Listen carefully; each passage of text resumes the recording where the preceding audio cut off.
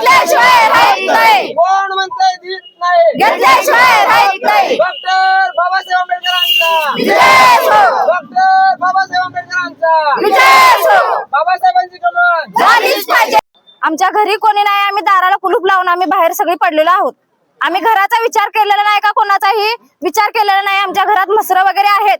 आम्ही तसंच सोडून आम्ही बाबासाहेबांच्या कमानीसाठी ध्येयासाठी आम्ही पुढे वाटचाल करत आहोत आणि हेच आमचं प्रशासनाला मान्य आहे की त्यांनी आम्हाला संघर्ष किती वाघापूर गावामध्ये गट नंबर 2 मध्ये सर्वे नंबर 2 या ठिकाणी 39 गुंठे क्षेत्र असून त्यापैकी 3 गुंठे महार स्मशानभूमी, 9 गुंठे प्रचलित महार तळे आणि 27 गुंठे फड अशा जमिनी महसूलमध्ये असून 2004 साली गावामध्ये क्रीडांकन करण्याचा प्रस्ताव समोर आला आणि त्यावेळी आम्ही त्या दलित समाजाने त्या ठिकाणी त्या जागेला विरोध केला, कारण त्या ठिकाणी आमची स्मशानभूमी आहे. पण गावामध्ये वाद नको म्हणून त्या ठिकाणी आम्ही सामंजस्याची भूमिका घेतली आणि बाबासाहेब आंबेडकरांच्या नावाचा ग्रामसभेमध्ये त्या ठिकाणी ठराव करण्यात आला.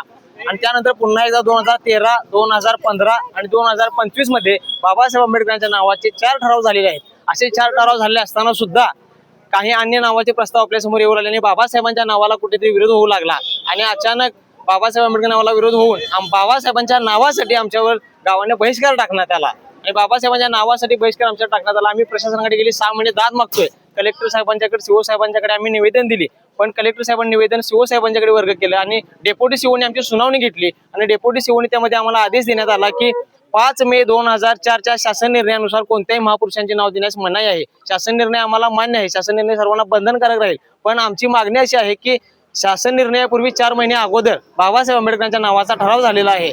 तर 26 जानेवारी 2004 रोजी ठराव झाला आहे, त्या ठरावाची अंमलबजावणी व्हावी आणि बाबासाहेब आंबेडकरांची कमान उभी राहावी एवढी आमची प्रशासनाकडे मागणी आहे. आणि ह्या मागणीसाठी आम्ही प्रशासनाने, जिल्हा प्रशासनाने आमची दखल घेतली नाही म्हणून वाघापूर ते नागपूर पायी लॉंग मार्च घेऊन आम्ही आमचा सर्व समाज 500 ते 550 लोक घेऊन आमची लहानांपासून ते वृद्धांपर्यंत सर्वांना घेऊन बाबासाहेबांच्या नावासाठी आणि आमच्या हक्कासाठी आम्ही नागपूरकडे पायी लॉंग मार्च काढत आहोत आणि याची दखल घेऊन शासनाने आम्हाला बाबासाहेबांच्या नावाची कमान द्यावी एवढी आमची कळकळीची विनंती प्रशासनाला आहे.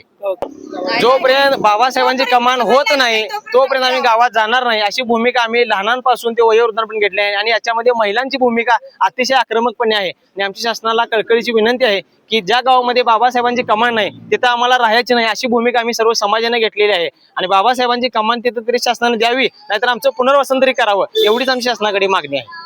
मी वाघापूरची रहिवासी आहे व आम्ही लहान मुलांना वगैरे घेऊन वाघापूर ते नागपूर लांब मोर्चा काढलेला आहे आणि आम्ही पायी चालत आलेलो आहे. माझा मुलगा 1 वर्षाचा आहे आणि मी माझ्या लहान मुलाला घेऊन आलेले आहे ह्या मोर्चासाठी. ज्या गावात कमानी लागणार नाही त्या गावात आम्ही राहणार नाही या ठरावानेच आम्ही बाहेर पडलेलो आहे आणि आम्ही वाघापुरातून नागपूर पर्यंत पायी चालत जाणार आहोत. आणि ही शासनाने दखल घ्यावी की आमच्या वाघापूर गावामध्ये कमानी लागलीच पाहिजे व दलित समाजाला आम्हाला न्याय मिळवून दिला पाहिजे.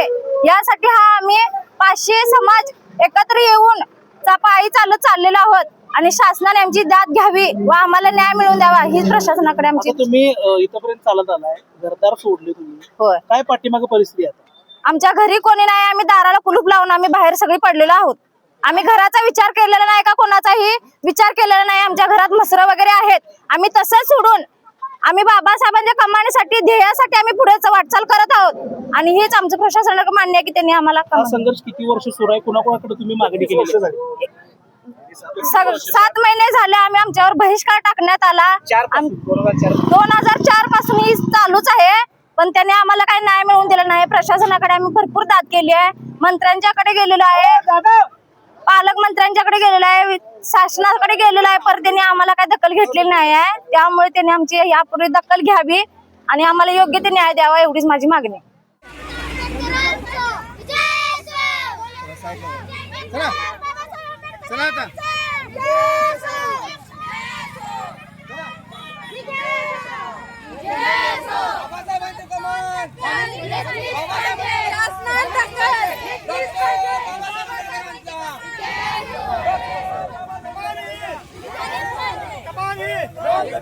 Come on!